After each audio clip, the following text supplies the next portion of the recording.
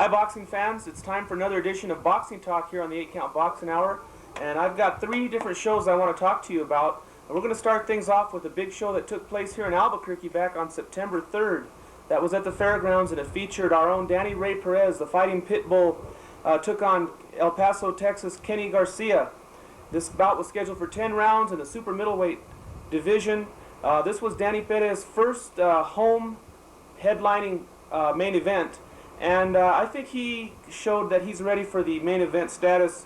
It took 56 seconds for Danny the Pitbull Perez to score a devastating TKO over Kenny Garcia. Danny Perez came in primed, pumped, ready to go. He immediately went to work on Kenny Garcia, going to the body, landing the big right hand, dropping Garcia quickly. Kenny Garcia got up, and the referee allowed him to continue. Perez jumped right on him, hammered him into the ropes, and it was all over in 56 seconds. Really no match, and Danny Pitbull Perez showing that he is now ready for a much tougher opposition. Kenny Garcia absolutely no match, although Garcia had been in the ring with some of the best super middleweights in the United States. Danny Perez shows that he is absolutely ready for the big time.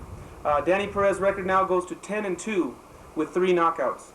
Now on the same card, the big crosstown rivalry that everybody was talking about, the fighting policeman Steve Hindy took on our own Rudy Bad Boy Lovato. This bout was scheduled for 8 rounds in the lightweight division. It went the distance, and boy, this was a great battle, just as I thought it would be.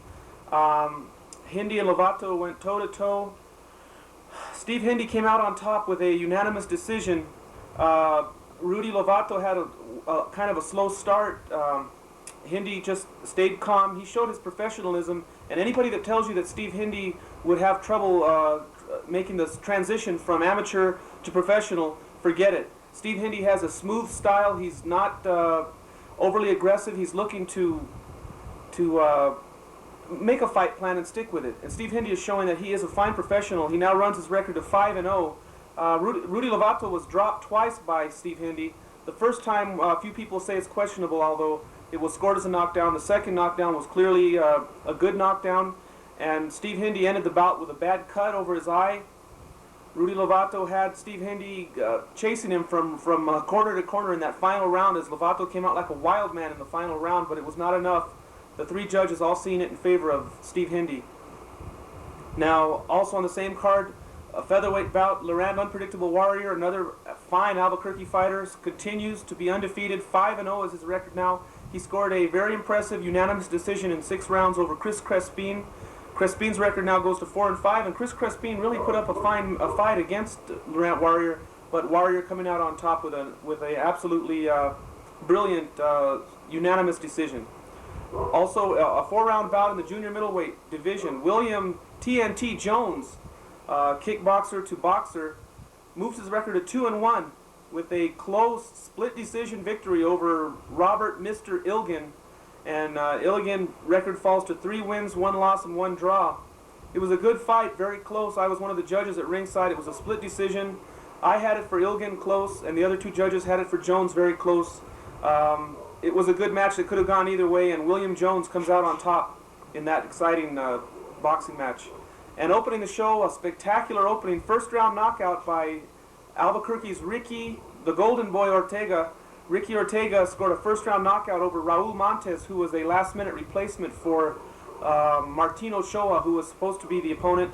Martino Shoa couldn't make it. Raul Montes made his pro debut. Ricky Ortega made his pro debut, and Ortega comes out on top with a very impressive knockout, although Montes landed some wild uppercuts to start things, and it had the crowd a little bit worried, but Ortega settled down and went to work, and he had Montes, he was knocking him all over the ring. An impressive victory for Ricky Ortega. Now, August 26th, I had a lot of fun. I went up to Pueblo, Colorado, to the Colorado State Fair. They had a boxing show there. Al Bernstein was the MC, the host of this boxing show. And Al Bernstein, who is the announcer for ESPN's Top Rank Boxing, I had a lot of fun with Al at ringside, and we talked, and he's a really nice gentleman, and I'm very glad to have met him and had a lot of fun at that show. The headliner on that card was Buck Tombstone Smith out of Oklahoma City. Buck Smith is kind of the traveling roadshow of boxing. Buck Smith ran his record to 118 victories against 2 losses. Buck Smith scored an impressive, outstanding technical knockout in 5 rounds over Indianapolis' Kevin Johnson. The Buck Smith's fight was almost more like an exhibition than a match. He was doing things in the ring that were just incredible. He's very fast. He has good hand speed. You can see all his experience. He's always in shape because he fights about every other week. And he has 118 victories now.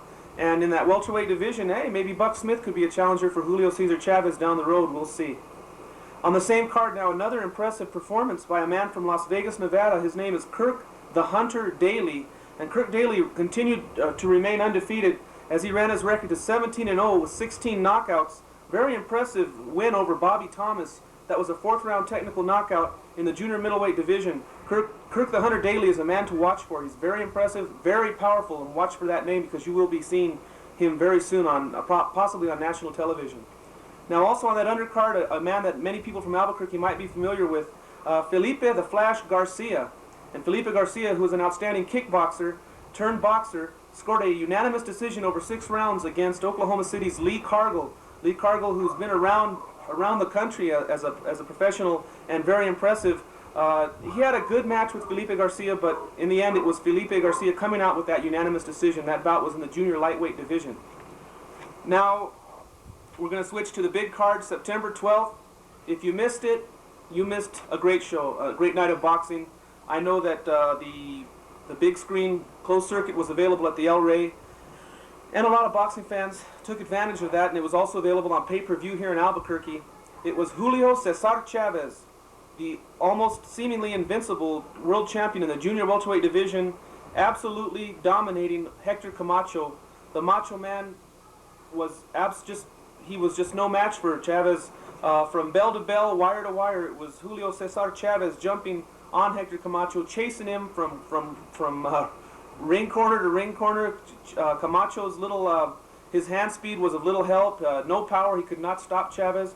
Chavez, very cool and calm, like a boxing robot, had his mind search, seek, and destroy. That's exactly what he did, just chasing Camacho, like I said, from rope to rope, from corner to corner.